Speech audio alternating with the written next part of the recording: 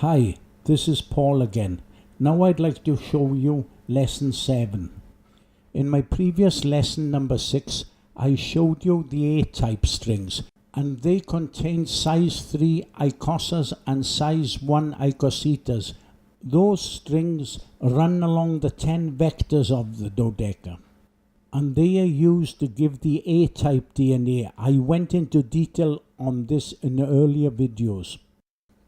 But now I'm going to show you the B-type strings. And to start this, we'll go back to the size 3 Icosa. We also show a red cube outline.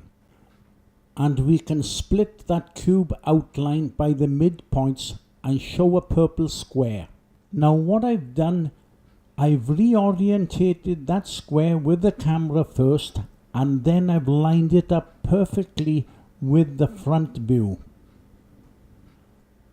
We now show an excellent two-dimensional cutting plane. The C6 edge of the cube is parallel with the C6 edge of the Dodeca, and they're on the exact same plane. And I show that the Dodeca edge is the edge of the cube times 5. Now watch when I move that purple edge from D6 over to the Icosa. You can see that it lines up perfectly with the top and bottom edge.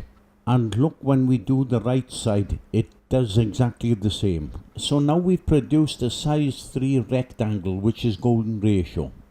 So now we can figure out the length of the edge of the size 3 Icosa. And we'll call it I3. So the length of D6 times 5 will give us I3. Now if you tally up the length of the edges of the cube and the Icosa and the Dodeca, you can see that I3 plus D6 equals C6, which is the edge of the cube. I believe these are very important measurements for 3D Platonic order, and the elite intellectuals should not snub these measurements just because it doesn't come out of a book. So now we'll hide everything and just show the rectangles and stuff. So now we need to find the diagonal of that size 3 rectangle. We know the length of D6 and I3, so we just do Pythagoras on this one. And we call that diagonal I diagonal 3. And now that we've got that length, I can show you a little animation of the ICOSITAs going together along that diagonal. Actually, we have two diagonals, so we can show the both.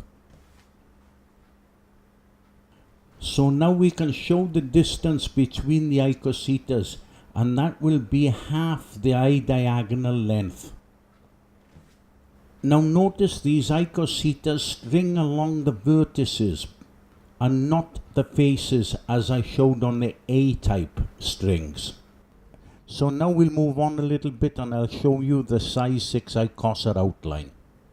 And I can also show you the golden ratio size 6 rectangle. Now I'll show you size 3 Icosas in this rectangle, and these are the basics of zDNA. But we'll get into this more in the next lesson. So this brings lesson 7 to an end.